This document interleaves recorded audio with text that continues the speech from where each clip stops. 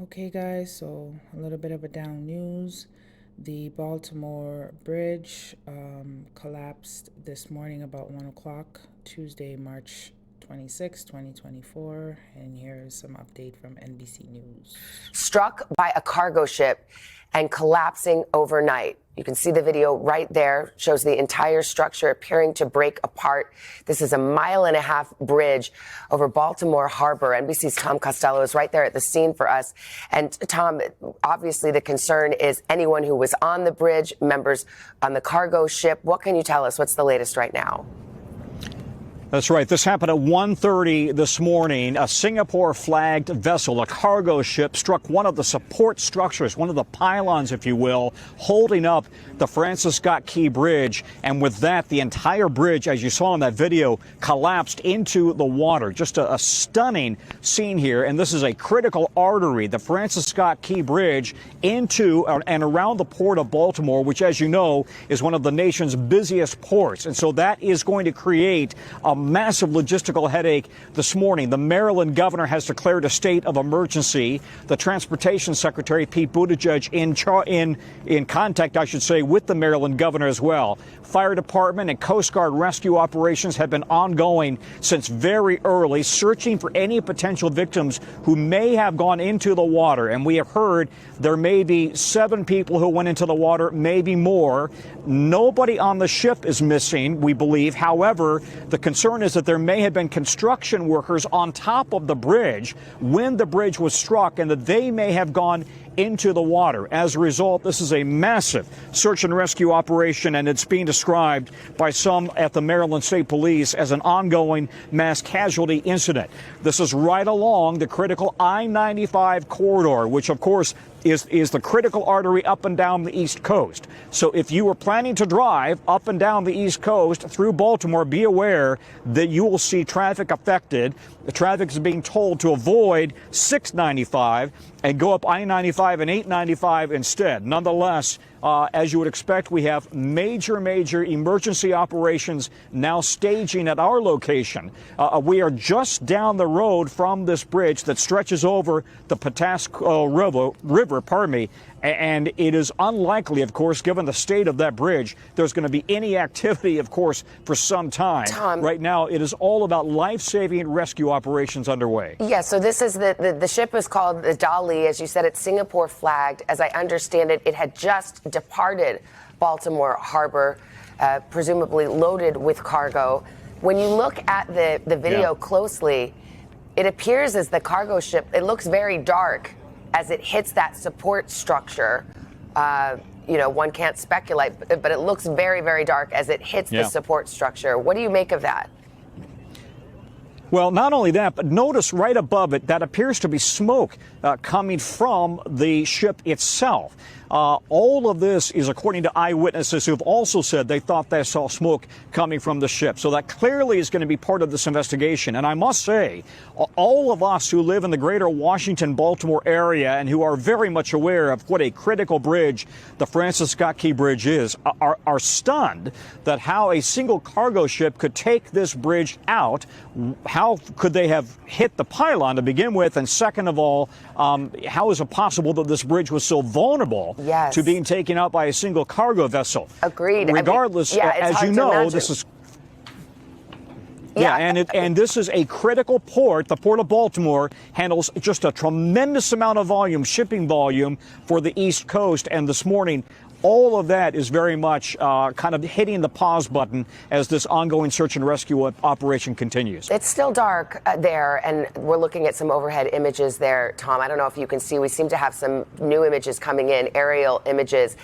So we have to wait for the sun to come up to see just how extensive this is. This is a 1.5-mile long bridge, as you mentioned. It's known, it's the Key Bridge in the Baltimore Harbor, but part of 695, I-695, a heavily trafficked area, as you know. Can you tell whether, you see sort of a portion of the bridge appearing to still standing leading up to, is it fair to say, do you have any insight from your vantage point, is the entire bridge collapsed, or is this a partial bridge collapse? You know, Savannah, here's the thing. You have as good, if not better view than I do, because I'm about a mile down the road, and we can't, of course, go over that road because it goes right into the bridge. Right. But these aerial shots that we're looking at really provide us the best perspective. And to me, this looks like, for all intent and purposes, a total bridge collapse there. Maybe just a tiny piece of it is still standing, but this is just an unbelievable series of events that have brought this bridge down here in Baltimore. Well, there's, as you said, up to 20 people potentially still missing. The shipping company says that all of its cargo ship employees are accounted for. That is good news. There are reports of construction workers who were on the bridge at the time and who may be missing in the water, and talk about conditions there. You're standing, it is right there. It is very, very cold. We understand the water there, the Patapsco River, to be about 48 degrees Fahrenheit, which of course brings up concerns of hypothermia very, very quickly. Well, and this happened at 1:30 in the morning. So if anybody had gone into that water, you'd be very concerned about survivability at this point. It's about 35 degrees out here, out on the land, and we have a bit of a wind blowing here. Some family members, I'm told, some family members of construction workers have been gathered at a nearby gas station just down the road, waiting for any word at all about whether their loved ones were safe. But we don't have any word on that at this point. Thanks for watching. Stay updated about breaking news and top stories on the NBC. Oh, there's an update, guys. There's a press conference. Here we go. County Fire Chief Joanne Rund.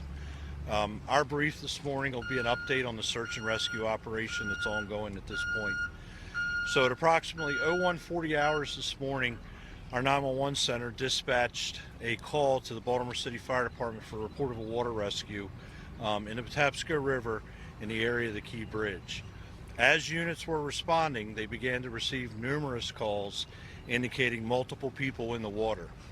At some point during that chain of events of calls, we began to receive indications that a ship may have struck the Key Bridge.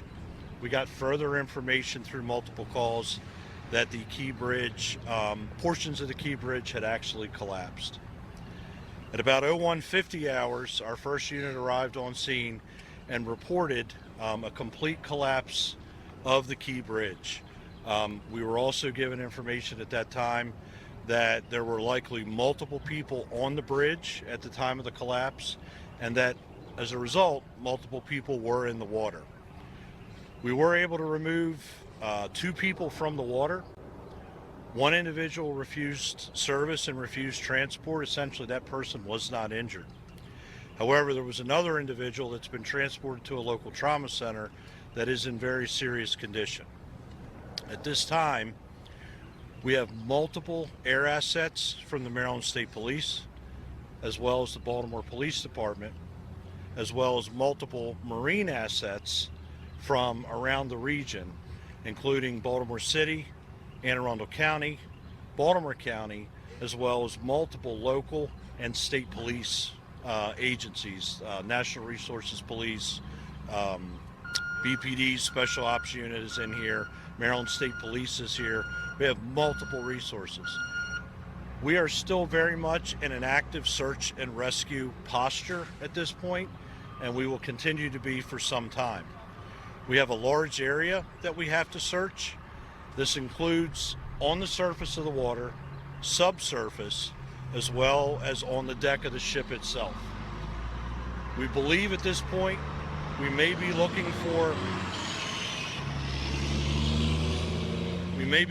for upwards of 7 individuals. That's the latest information we have. However, what I will say is the information that I'm giving you right now is as of right now. That's what we know right now. This is a very large incident. It involves a very large footprint. Multiple agencies are operating, therefore information is subject to change as we get more intel and as our crews work through the morning. Over the next 8 to 12 hours, you can expect to continue to see our air and maritime assets functioning out on the water and in the air above. We need to do damage assessment of the ship itself before we can board that ship.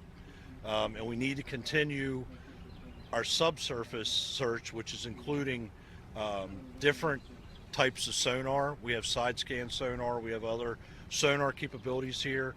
We have underwater UAVs that we're working with.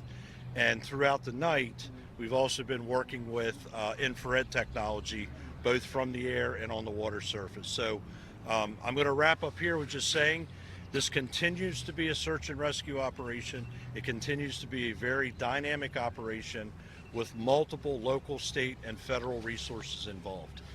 With that, I'm going to turn it over to our Mayor, Mayor Brandon Scott. Thank you, Chief. Everyone, this is a Sorry, y'all. I had to pause just a little bit. I find he was a little cute. Excuse me. Forgive me. But we keeping it unthinkable, spicy. a tragedy. We have to first and foremost pray for all of those who are impacted, those families. Pray for our first responders and thank them, all of them working together, city, state, local, to make sure that we are working through this tragedy.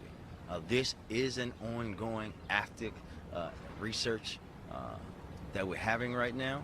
We're going to continue, as you heard from Chief Wallace, throughout. As long as we have to be doing that, we will do it. But we have to be thinking about the families and people impacted, folks who we have to try to find and save. This is what our focus should be on right now. We're going to continue to work in partnership with do everything that we can to get us through the other side of this tragedy. And with that, I'll turn it over to County Executive Olszewski. Thank you, Scott. I think we all awoke this morning to an unspeakable tragedy. As the mayor indicated, we know that there will be families and individuals impacted by this, regardless of what happens the rest of the way out. So I would just echo the mayor in lifting up prayers for those who are impacted, but also ask that our residents pray for our first responders. They have been on scene since very early in the morning, not only conducting initial search and rescue operations, but planning for additional ones as the sun comes up. And the work that they do cannot be understated. And I want to just thank them for all that they are doing and will do in the hours and days ahead. We know that we have a long road ahead, not just in the search and rescue, but in the fallout following this. I think we appropriately have our attention on the search and rescue efforts currently, and just here alongside our partners in the city to say that they have our full support, just as we want to thank our state partners for the resources they've offered up, as well as the federal partners who have already reached out. The mayor and I have talked to the governor. We've heard from the Secretary of Transportation. So collectively, we thank everyone for their thoughts, their well wishes. But again, this is a very active situation, and we want to just thank the chief and our teams for all the great work they're doing. And with that, I'll turn things back over to the chief.